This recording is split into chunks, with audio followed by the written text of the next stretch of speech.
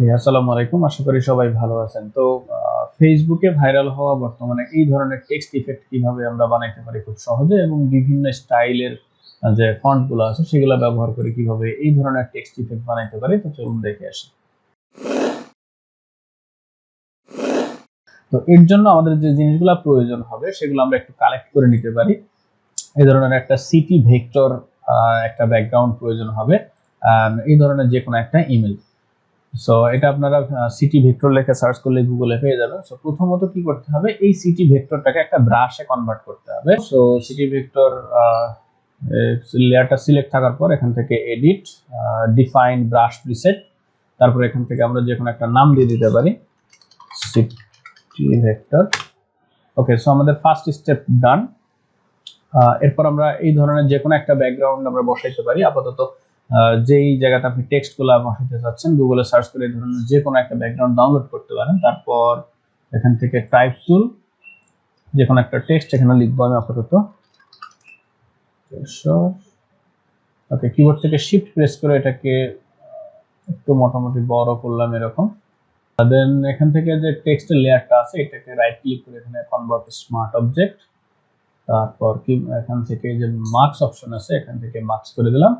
And then আমরা যে brush টুল যেটা তৈরি করছি এই ব্রাশটাকে সিলেক্ট করব এখান থেকে ব্রাশ। সো রাইট ক্লিক করার পর একদম সবার নিচেই যে আপনি যে ব্রাশ কাস্টম ব্রাশ তৈরি করছেন সেটা পাওয়া যাবে এখান থেকে সিটি ভেক্টর। সো চাইলে সাইজটাকে বড় করে নিতে পারি এরকম। দেন অবশ্যই কালার প্যালেটে উপরে যখন ব্ল্যাক থাকবে সো তখন আমরা এটাকে কাটতে পারবো এরকম।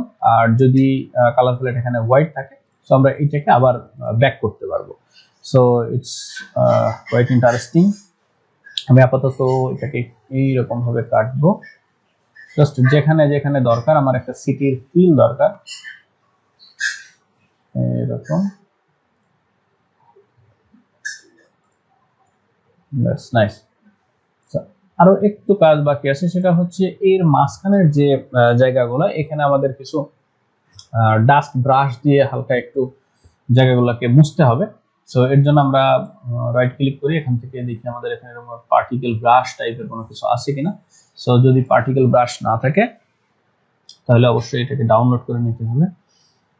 সো এখানে ইয়েস, আমার এখানে আছে ব্রাশ কিছু। ওকে, সো ব্রাশগুলোর সাইজ আমি ছোট করব, এখান থেকে স্কেল ডাউন।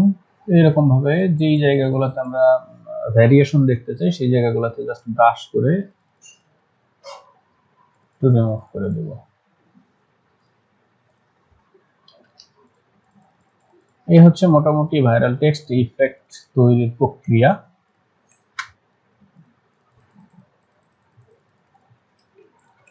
এখন আমরা চাইলে এখানে যে ফন্টগুলো ইউজ করা হয়েছে বিভিন্ন স্টাইলের ফন্ট চেঞ্জ করে দেখতে পারি জিনিসটা কেমন দেখা যায়। সেক্ষেত্রে স্মার্ট অবজেক্টের উপর ডাবল ক্লিক করে এখানে যে টেক্সটটা আছে ক্যারেক্টার প্যানেল থেকে এখান থেকে জাস্ট এটাকে চেঞ্জ করে যদি অন্য যে কোনো একটা ফন্ট দেওয়া যায়। ওকে, এই এরিয়াটাকে একটু বড় করি, just like this. Nice.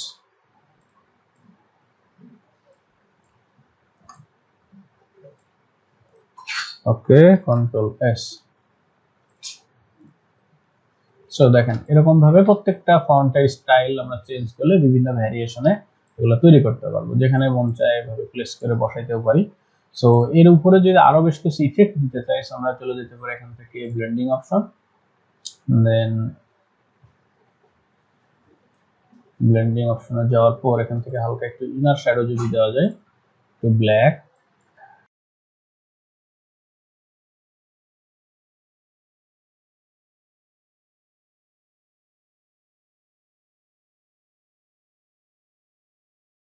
Okay, so এখন স্লোপ বেটার।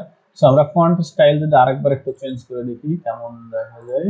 এখান থেকে অন্য স্টাইল ফন্ট দিয়ে দেখি, লেটস সে এটা তো অনেক বড় বাইরে চলে গেছে। এটারে এখানে জাস্ট এই টেক্সট যে এরিয়া আছে এরিয়ার মধ্যে রাখতে হবে।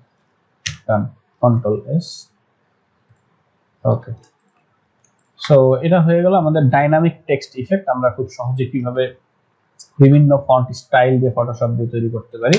সো আশা করি সবাই বুঝতে পারছেন। এখন এটাকে আমরা জেপিজি ভাবে সেভ করি। export, save for web,